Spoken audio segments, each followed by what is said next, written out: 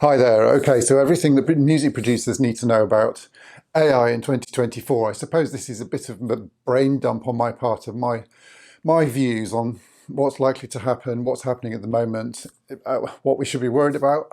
Freak out. What we shouldn't be worried about. I want to start off by something that really struck me that I listened to a very long time ago now. It must be a year ago now, or maybe a little bit less, from a podcast that's it's based here in the UK, called Diary of a CEO. It's available all over. It's huge. It's got like millions of listeners, with a guy called Stephen Bartlett. And it's not related to AI at all. It's a sort of business and life coaching, I guess, sort of podcast. And it had on it a British comedian called Jimmy Carr. Not a massive Jimmy Carr fan, I have to be honest. It's not quite my sense of humour, but he was remarkably open and thoughtful and interesting on this podcast. If I can find it, I'll link it below in the description. And he said, for some reason, they came up with something to do with music and AI. And Jimmy Carr said, AI is just a covers band. All it's doing is reproducing stuff that's already been produced before. And I'm paraphrasing, but he said that, the Beatles aren't bothered by the bootleg Beatles. And that really got me thinking. And I think that's sort of almost where we are with AI at the moment, with these huge copyright things, huge copyright suits and issues and problems. AI is a covers band, which makes me think that it's not a threat.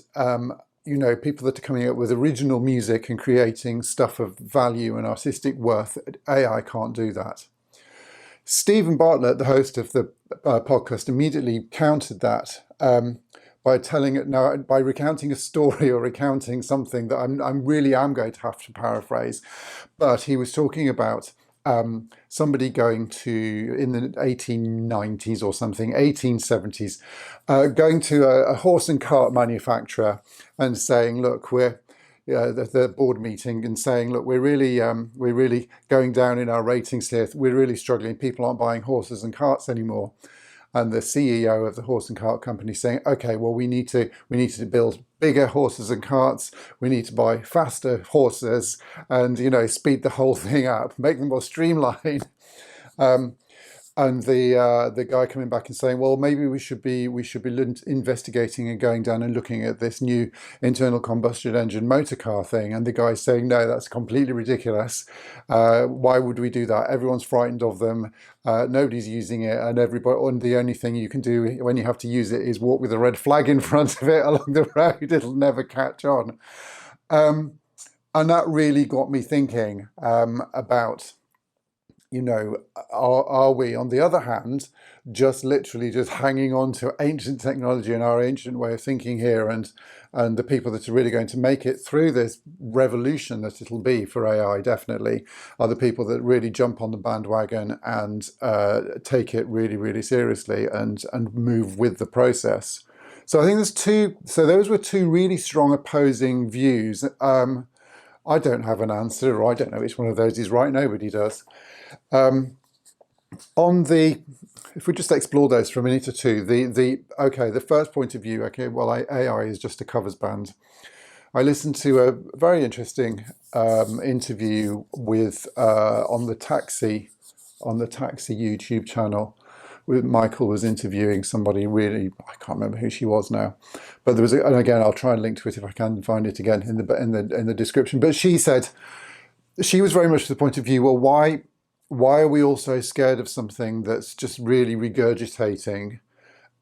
Should we not be standing up to the challenge of this and thinking, well, actually, we can create better stuff than this, more authentic music. We can create emotion. We are far superior in our emotional intelligence to any artificial intelligence.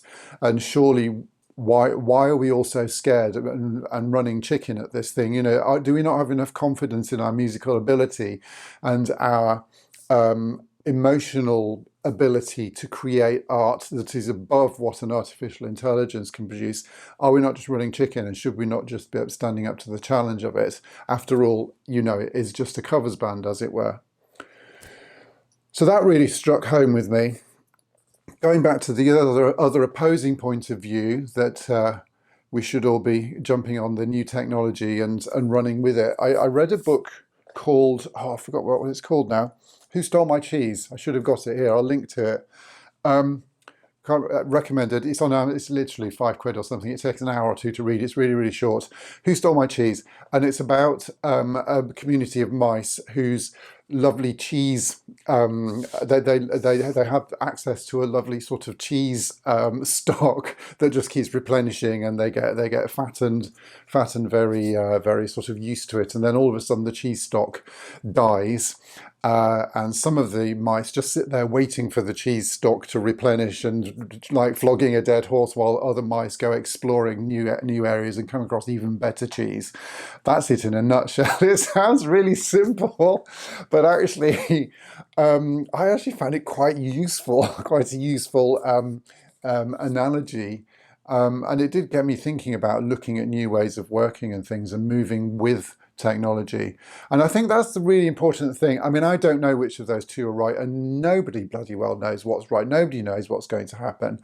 I think you have to be open and you have to explore what this might mean to you. And actually, in the next video, I've put in place at the beginning of this year, for this year, some strategies, some long-term strategies that for me personally feels like the right thing to do in this new landscape. I don't know whether it is. I mean, how would you know? Nobody will know. We're only going to know what this actually is with the benefit of hindsight.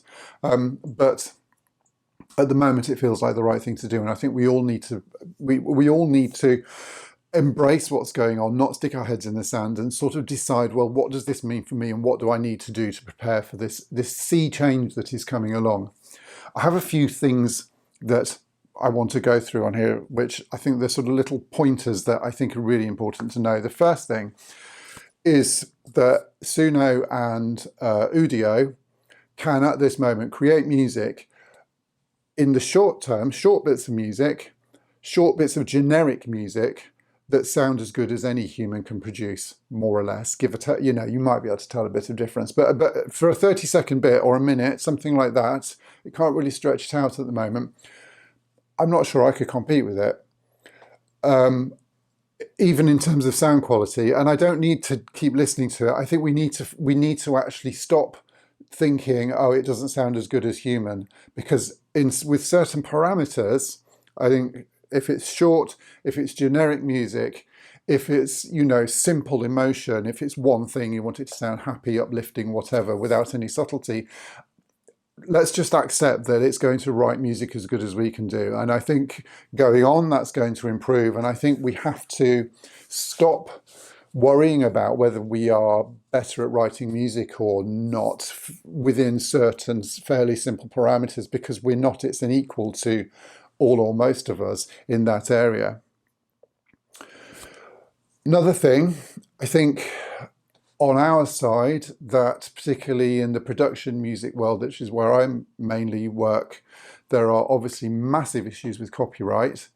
There's a huge number of lawsuits going through at the moment. I don't think there's been any resolution on those, but I'm signing things at the moment for libraries that are saying in my contract that I haven't produced anything with AI music, or none of it's AI produced or aided, which I'm very happy about.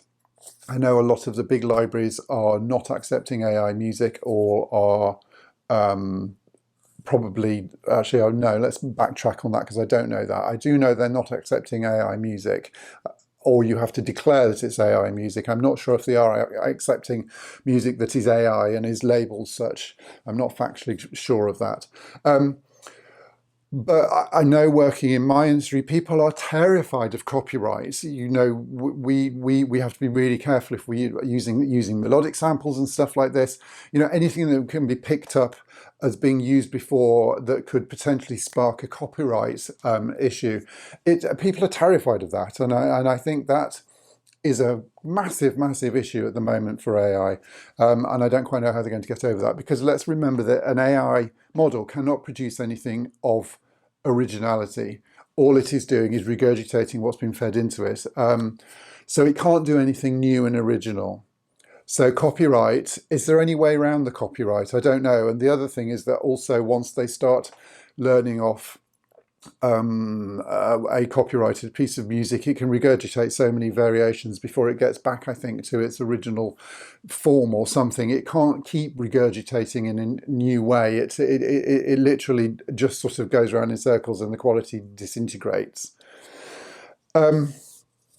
However, having said that, my feeling is looking at how history goes. I think if there's money to be made in AI music for the AI model companies, they will find a way. They'll find a way to make the music better quality and longer and sort of break the parameters I was talking about earlier. But also, I think that they will work out a way of getting around this copyright issue. I think because money talks, and I think unfortunately art doesn't. I think this will go the way of the money for a start. I think there may be a huge backlash in a few years' time against it, but I think while we're in the Wild West as we are at the moment, I think it will go the way of the money, and I think that people are driven by money, and I think unfortunately that is going to be a big problem, and that may be how the copyright thing is got round. I also think that this will develop in ways over the next few years that actually nobody's thinking about. I'm not thinking about, nobody's thinking about, nobody realizes. I mean, you think back and look historically. The only thing that you can do, I think, that helps with this is to look back at history. And actually, if you watch things from 20 years ago where they're discussing what the internet may become or how technology will develop. They thought we were going to be like driving around in flying cars and stuff at this point. However, nobody saw a number of other things coming that are totally sort of everyday now. Electric cars, maybe, I don't know. It won't go where we expect. It will die a death in certain areas that we're really worried about now, and there'll be completely new things and new technologies that this totally spawns and totally sort of blows up in a way that we can't really anticipate, I think, at the moment. And we need to be ready for that. And because of that, I think inevitably AI will destroy jobs in the music industry. It's got to. There's no way around that. I think if you are writing at the moment, if you're writing what I would call generic underscore, if you're writing music that loops around, music that's sort of, a minute or so long and doesn't really change an awful lot, that actually may quite successfully have been used for TV underscore or, YouTube video, stuff like that. I'm talking about an awful way to describe it, but like the bottom end of the market, AI's got that covered already. That's going to die. The bottom end of the market is going to die. There's no two ways about it, right or wrong, and it probably is doing. I don't know. I'm lucky. I took the decision when I started doing production music work about 6 years ago, 5-6 years ago now. I decided I would only work with exclusive libraries, which I suppose is the sort of higher end of the market. I don't think that the higher end of the market is completely impervious to this, but it will come later, I think, as it goes higher up. I think the bottom end of the market, the royalty-free, will die a death, I think. I'd be surprised if it doesn't. And I guess there's some input into that already. However, I think looking at the thing longer term, as I say, I think this will develop in totally new ways, and I think it will create jobs in the music industry and or closely related in the creative industries. It will create a whole raft of new jobs that we can't really even imagine now. I mean, it's going to have to, if this continues developing, it will get to the stage where the input, the verbal input, is not going to work. I don't quite see how verbal input of words to create a piece of music has any real long-term legs. After all, if you could talk music, the feeling of music wouldn't exist. So I think that's a fundamental issue. There may be new jobs created in how you actually prompt AIs, and a composer's work might become specifically about prompting AI models. I don't know. I hope not, but it is a possibility. Also, I think that high quality, emotionally driven music live performed music, music that has a long span, music that takes you on a journey, music that just has artistic merit. The AI can't do that at the moment. It's artificial intelligence. It's not artificial emotion. Live music, there's no way that who wants to cry over a song that was written by a computer? I mean, it's fucking ridiculous. It's not going to happen. Who wants to be moved by computer music? Don't think I do, unless I'm way, way off kilter here. But I don't think so. There's no joy or reality in that, I don't think. And I think that's really, really important. That emotional connection that people have with music, AI can't do that. You think of so things I've seen recently. I'm not a massive fan of Florence and the Machine, but I did listen to the Florence and the Machine Florence Prom here in the UK recently, and just the emotion and the love and the whole atmosphere of that. AI can't do that. The way that who's a good stage performer? Adele. You can't. Adele's stage presence, even if you don't like her songs or the emotion behind it, but just her and her connection with people beyond even just singing. AI can't do anything that AI can't touch that human connection and those human emotional responses that we have to music. And I think that might be our saving grace. I think I've already said, I'm reading my notes down here, but I think I've already said that it can't do long form at the moment. And I think that's important. I think it's really difficult to do long form, sensible, sort of coherent spans of music. So film composers and composers that are writing for, longer form drama and stuff like that, using thematic stuff. It can't do that. It doesn't have the subtlety to do it. It may well do in the future, but at the moment it doesn't. But it's difficult to see how AI or how an editor would work with an AI to do revisions and to get subtleties of emotion to fit in with picture and stuff like that. AI is a blunt instrument at the moment when it comes to that. And I think we may be a long way off AI ever doing that. And would an editor really want to work with a machine rather than a human? I'm not sure. I think there's going to be a backlash. So I had a conversation with somebody last night, and he said, well, in AI, he said, well, first of all, what is the purpose of AI, or what problem is it solving? And broadly speaking, what problem is AI solving? Do we really need it? I don't know. And I think that's a big question.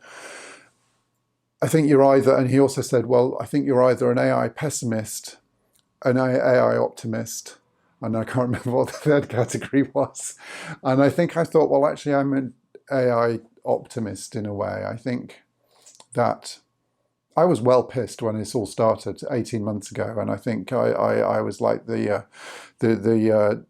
mice with the big cheese. I'd got the big cheese. I was writing production music. I was starting to earn money from it. It was building and building, and I was like, how dare AI come here and take this away? But actually, I think it's pushed me to think more widely. I think it's pushing me to create better music. It's pushing me to think more like an artist rather than somebody who's just writing, I don't know, tension underscore, for example.